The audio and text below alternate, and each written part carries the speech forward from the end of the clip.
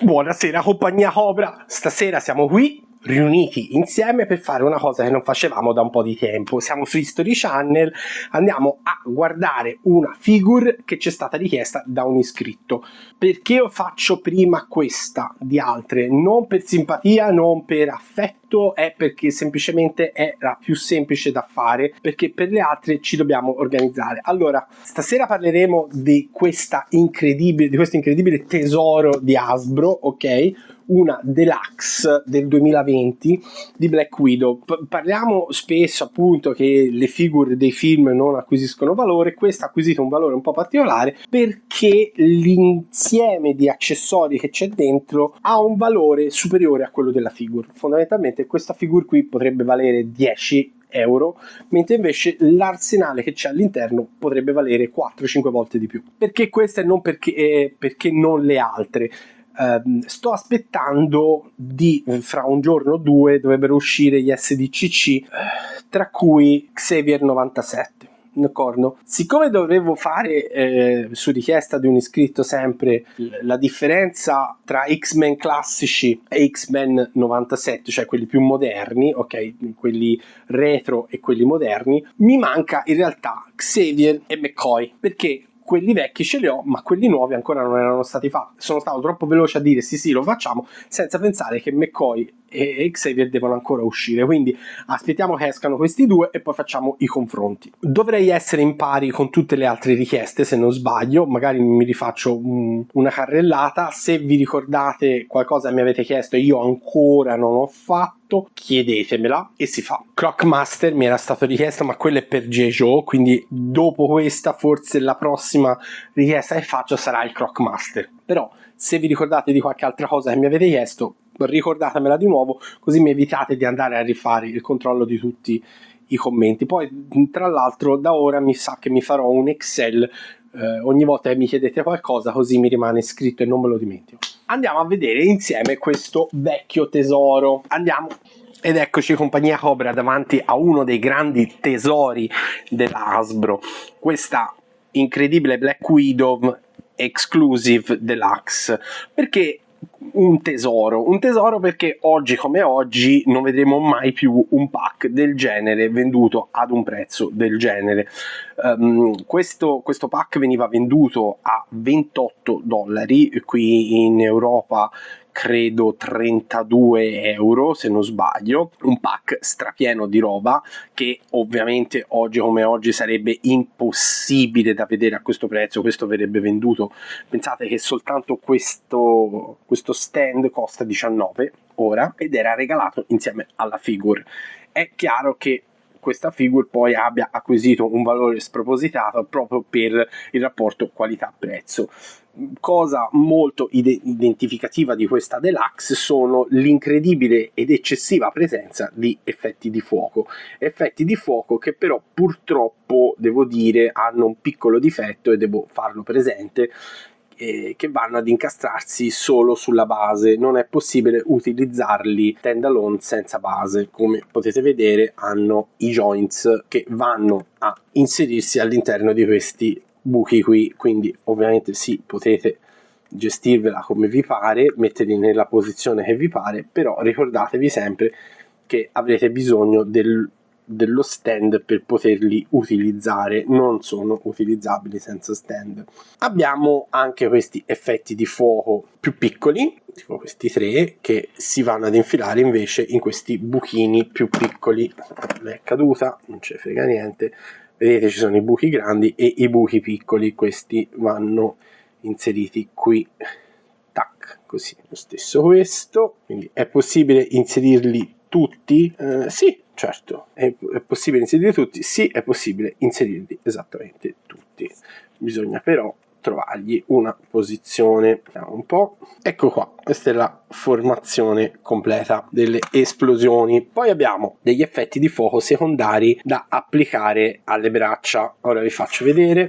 Allora, intanto, anzi, facciamo prima la figura. Volto fotorealistico della Johansson. Purtroppo il body alle braccia ha un mono joint, quindi molto limitato, ha le gambe, ha i pin ancora presenti, ha queste imbragature porta armi per inserire poi le pistole, 1 e 2, eccola qua. Poi è possibile appunto staccare le braccia, le mani e estrarre il braccialetto sparadardi e avere l'effetto invece montato così, invece per avere l'effetto balistico degli esplosivi sul bracciale. Andiamo da vicino lo sculpt, molto bello. Oggi si potrebbe avere di meglio chiaramente, però considerato che è uscito nel 2020 questo sculpt fa più che una bella figura. Dispiace soltanto, ecco, appunto, che non avesse ancora il doppio gomito che era arrivato su G.I. Joe, quindi G.I. Joe aveva come sempre anticipato i tempi,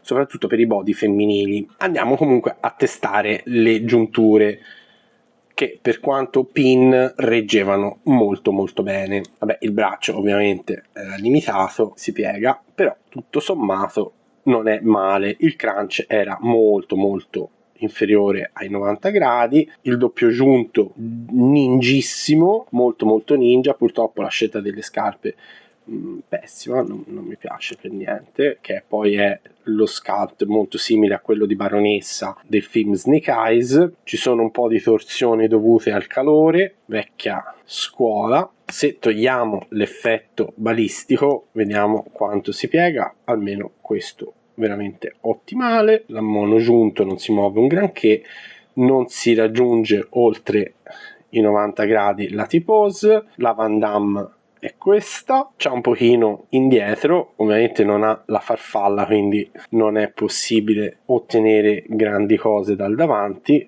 È praticamente aperta a Y, abbastanza scandalosa, però vabbè, considerate, stiamo parlando di 6 anni fa. All'indietro la testa non va, in avanti manco. Forse se faccio forza, vediamo se riesco, no, perché forse ce la farebbe anche a piegarsi in avanti, e che è molto molto steccata. No, più di così non va, praticamente inutile. Però la figure è carina nei limiti tecnici, ovviamente come vedete le braccia stra aperte, non è possibile fare grandissime cose, però presenta 2 pistole, 2 rampini, 2 bracciali spara petardi per quanto mi riguarda, 2 effetti balistici del braccio e ben 4 mani, 2 mani prensili e 2 mani semi aperte. No, anzi no, questo è diciamo il grilletto per le pistole, e poi quella classica prensile e i 2 pugni standard. 5 effetti di fuoco, di cui 2 esplosioni e 3 invece non saprei come definirli, sono effetti balistici sempre esplosivi, però sono tipo da non esplosione, non mi viene come si chiamano, comunque penso abbiate capito. E in più il treppiede, insomma il sostieni figure di Hasbro. Quindi per il costo che aveva all'epoca di 31,99, quindi 32 euro, era assurdo. È ovvio che oggi costi di più, perché trasportando questi oggetti ad oggi, per averli non basterebbe forse 50 euro. Ecco, intanto una cosa voglio provarla davanti a voi, queste cose vanno provate, vedere come impugna la pistola, perché a volte in quelle vecchie c'era proprio un problema.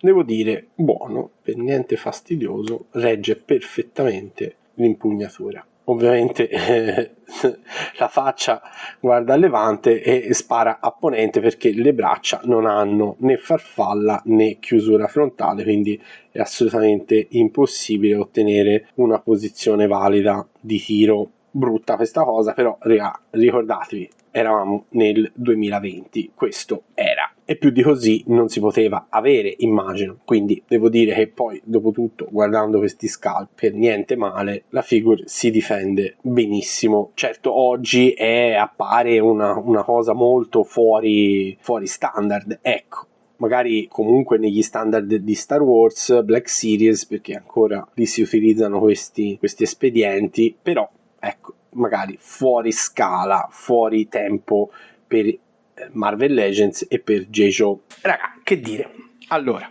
ci sono ovviamente dei difetti, non è perfetta, è una figure del 2020, dovete immaginare il perché abbia acquisito valore, penso di essere stato chiaro su questo.